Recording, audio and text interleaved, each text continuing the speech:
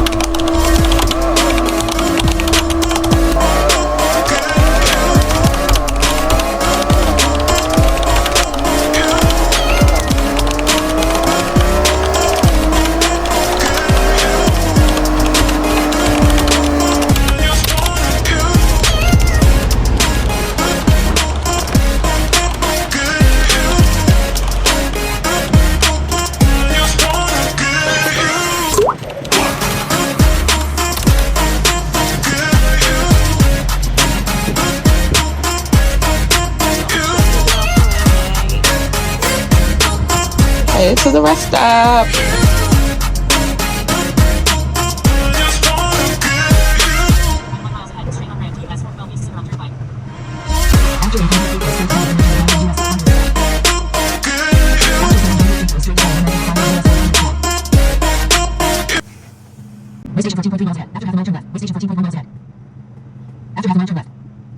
So here I had to go get some fuel and then back at the truck stop.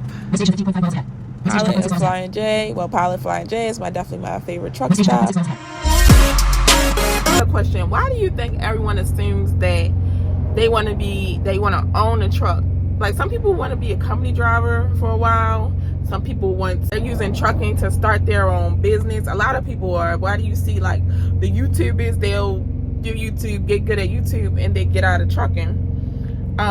It's like trucking it's not like just a one way. The goal is to get your own truck. A lot of people do, and that is a good way, but that's not the only thing that people get into trucking for. It could be a lot of reasons. Some people get into trucking to stack their money to get into real estate. Some people could get into trucking to open their own home. I can't even think of the word right now, but yeah, like it's a lot of things. Why do everybody always assume stack your money so you can get your own truck? Of course, that's a lot of people's goals, but ask them their goals before you just assume that's what their end goal is. Everybody's end goal is different. That might be yours, but that might not be somebody else's. Back on the road, heading back to Pennsylvania.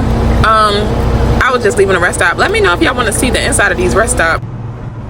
Just entering Indy. I have a lot of I spent a lot of time in Indy when I was used to work at DM Bowman. I used to run in Indy like from Williamsport, Maryland, like every day. And this is when I was just getting into Hamilton, Ohio. It was really, really nice there. That's where I went to Canes. So I know how everybody be like, these shippers and receivers are rude as hell, right? Yeah, that. Like, I'm just sitting here, you could just acknowledge me, say, hey, wait a minute, I'm picking up your stuff or whatever. This lady, she don't say nothing. And then I go knock on the window, she act like she don't see me. Like, I'm right in front of your face. You can't act like you don't see me. And so I keep on knocking. Like, because you see, like, the window is, like, right there. Right where she at. And then she thought, I'm working on it. Entering the location of Kentucky. But I was also irritated last night because I didn't know it was a dropping hook. Because it's usually, if it's DC to DC, it's not a dropping hook. It's a live unload. So I had to drive an hour out the way to get some damn fuel because my fuel was at it was low. I ain't gonna lie, but that's because I thought that it was a dropping hook. So that was very irritating, but happy day. I'm a little irritated right now. I'm in Kentucky. I just got here, but since I'm dealing with reefers, which is really starting to irritate me. I really like my company, but this reefer stuff really starting to irritate me because last night I told y'all I had to go get fuel because I didn't know that was a dropping hook, because we use, if it's like not to a DC, it's usually a live unload. But yeah, so I had to get fuel for that. Okay, fine, whatever. But then I had got up here, which was less than like 52 miles away, so you know I didn't have that much like highway roads. I don't know how to say it, but it wasn't a beltway, but it wasn't like back roads either. I guess state routes or whatever. And so I just got up here, and the fuel on the reefer is like between a half and a 3 quarters, because last night I had to wait all night to get this damn trailer because they said I can't buy tail in there, and I ain't mind because I had to take a 10 anyway. So I get up here, of course, you know I don't pass no truck stops because of the way I took it, and I went under an hour. In some states you don't see which we only use Pilot, Luz, and petrol for that's the only things we use. I mean, I can call them right now and be like, oh, just open up my fuel or whatever, but I don't feel like doing it. But what did irritate me a little bit is he gonna talk about it's one down the street if you pay out of pocket. Why the hell would I pay out of pocket? I'm a company driver. Ugh, they be irritating me. Well, yeah, I'm not complaining. I'm just telling my story. I'm just telling y'all how it is, basically. Like I said, I do like my job overall. The only way I would leave my job is if I found a company that is governed at 75. You gonna gross at least $2,000 a week. The miles are there to make the money. There's no hair follicles, and it's pretty good. At least 7 out of 10. So unless I find that, I'm staying where I'm at. Oh, and if you need help finding a job that will be suitable for you, sign up to my Patreon. I did start my Patreon, so just sign up, and I will be more than happy to help you or anything that you need help with in trucking. I can definitely help you if you sign up to my Patreon.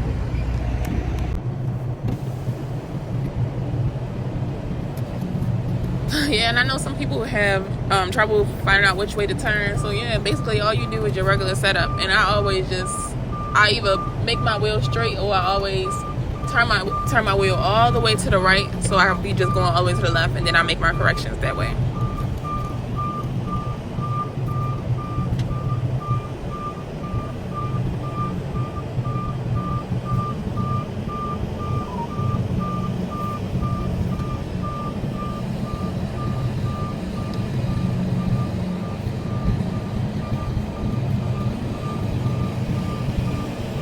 And I used to wear no seatbelt because it's easier to do it if you have no seatbelt. But I don't know what's up with my truck. It be like beeping when you do that. Like the horn will start beeping. Entering Ohio, but the horn will start beeping, and that shit is embarrassing. Entering the location of Ohio. But answering the comments, what's the craziest place y'all ever brought your trailer to? Okay, like I said, I probably do another 3 to 4 hours today, but I probably end up still stopping in Ohio. I think Ohio, the end of Ohio or the top of Pennsylvania. Like I said, I still got 6 hours, so let's see. You always want to check your things. It's a little dark under here. Now keep left.